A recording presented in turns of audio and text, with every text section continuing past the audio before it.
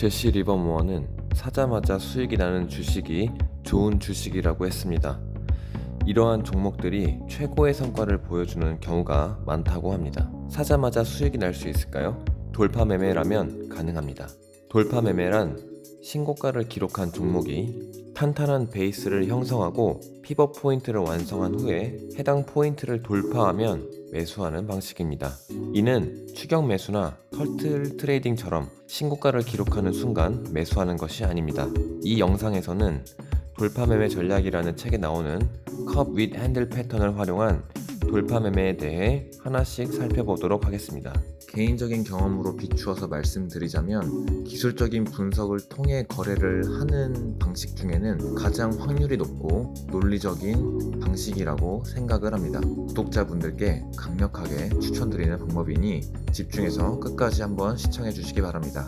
저는 이 책을 종목 선정, 매수, 매도, 그리고 리스크 관리로 나름대로의 논리로 편집해서 구성해 보았습니다. 책에서는 제가 영상에서 말하는 내용 외에도 다양한 패턴과 차트 설정법, 조건 검색식 등에 대해 설명하고 있으니 직접 구매하셔서 실행해 보시길 권합니다. 먼저 종목 선정입니다. 이 매매법에서는 종목을 선정할 때 4가지 조건에 부합해야 한다고 합니다. 조건 1. 스탠 와이스타인 2단계에 해당하는 종목을 선정해라. 투자자 스탠 와이스타인은 주가가 4단계의 패턴을 그린다고 했습니다. 1단계, 추세가 없는 횡보, 박스권 구간. 2단계, 강력한 추세가 있는 구간. 반드시 이 구간에서만 매수를 해야 한다고 합니다. 3단계, 추세가 소강 상태로 바뀌고 수익을 낸 기관 투자자들이 서서히 매도하기 시작합니다. 4단계, 하락 추세가 시작되고 기관 투자자들은 눈치를 보지 않고 대놓고 매도하기 시작합니다. 다른 건 볼 것 없고 2단계에 집중하면 됩니다. 종목이 2단계에 이르렀을 때 다음과 같은 특징을 지닙니다. 1. 52주 신저가 대비 현재 가격 상승률이 코스피보다 높아야 한다. 2. 52주 신저가 대비 현재 가격 상승률이 최소 100%여야 한다. 3. 강력한 거래량 급증이 선행되어야 한다. 여기서 1. 52주 신저가 대비 현재 가격 상승률이 코스피보다 높아야 한다는 상대 강도를 의미합니다. 상대 강도란 시장에 비하여 해당 종목이 얼마나 더 상승했는지 또는 얼마나 덜 하락했는지를 나타내는 것입니다. 예를 들어 코스피가 1% 움직일 때 A라는 종목이 2.5% 움직였다면 상대 강도는 2.5배라고 합니다. 마크 미너비니는 상대 강도가 2.5배까지는 괜찮다고 했습니다. 또한 시장이 하락할 때 오히려 상승하는 종목들이 있는데 이들을 반드시 눈여겨봐야 합니다. 예를 들어 2020년 코로나 팬데믹으로 시장 전체가 무너졌을 때 신풍제약 같은 경우는 오히려 상승하기도 했습니다.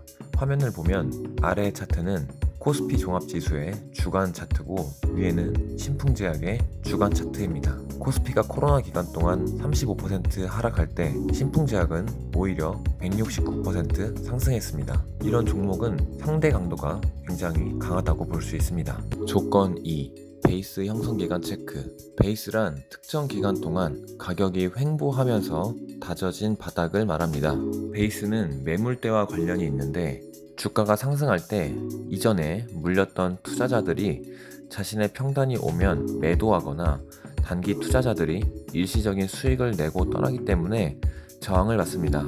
그렇게 상승과 하락을 반복하면서 결국엔 매물 출회가 사라지는 현상이 생기고 이후에는 엄청난 상승을 하는 것입니다. 이것이 제시 리버모어가 말하는 최소 저항선이나 픽업 포인트가 되는 것입니다. 자, 다음은 에코프로의 일봉 차트입니다. 차트를 보면 베이스를 굉장히 많이 찾을 수 있습니다. 그 수많은 베이스 중에 우리는 2단계에 진입한 베이스에서만 거래를 해야 합니다. 베이스는 길이가 길수록 낙폭이 클수록 뚫고 올라가는 힘이 강해집니다. 그래서 베이스 형성 기간을 체크해야 합니다.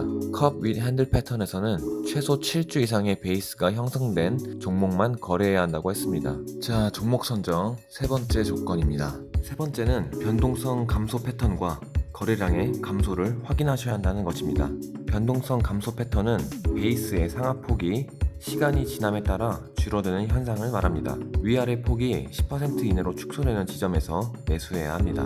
변동성 감소 패턴은 아까 설명드린 매물대와 관련이 있습니다. 다시 설명을 드리면 이 현상은 주가가 크게 올랐다가 차익 실현 매물이 크게 쏟아지면서 주가는 조정기에 진입하게 됩니다. 이후 저점에서 매수한 투자자들이 또 주가가 상승하면 차익을 실현하게 되고, 이러한 과정이 반복되면서 차익 실현 매물이 이전처럼 크게 나오지 않기 때문에 변동성이 축소되는 것입니다. 이때는 거래량도 축소가 됩니다. 이 상태가 되면 시장에는 이 종목을 사고자 하는 사람은 많은데 팔 사람이 없는 이른바 최소 저항선 혹은 피벗 포인트가 형성되는 것입니다. 이때는 기관이 조금만 물량을 사도 가격이 크게 오르게 됩니다. 자, 종목 선정 네 번째 조건입니다. 종목이 속한 산업을 체크해라.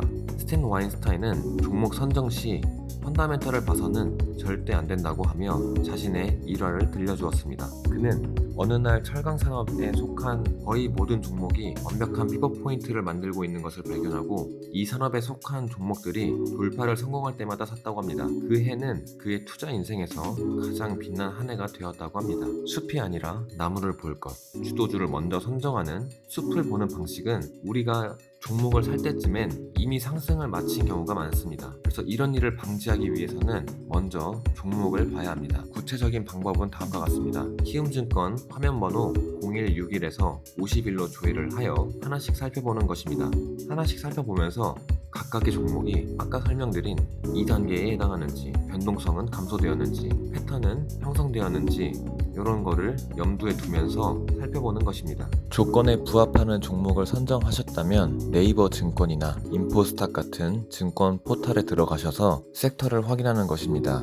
11월 1일 금요일자로 신고가를 검색했을 때 종목 선정 조건에 부합하는 종목은 KT 한 종목이었습니다. 그러나 현 시점 통신 업종에 속하는 다른 종목들의 수익률이 지지부진하여 KT의 돌파 성공률은 낮다고 판단됩니다. 한두 달 전에 실제로 제가 거래했던 메리츠 금융지주의 사례를 하나 더 보여드리면서 종목 선정 조건들을 복습하고 이 편을 마치겠습니다. 저는 이 종목을 여러 번 거래하여 수익을 냈습니다. 먼저 주봉 차트입니다. 코스피는 저점 대비 21% 상승한 반면 메리츠 금융지주는 저점 대비 111% 상승하여 상대 강도도 높고 100% 이상 상승했습니다. 또한 거래량도 중간중간 많아지는 것이 보입니다. 다음은 일봉 차트입니다. 패턴의 형성 기간은 당연히 7주 이상이고 변동성도 줄어들며 제가 실제 거래하기 직전에는 거래량도 말라 있습니다. 그리고 저 당시 은행 섹터의 종목들의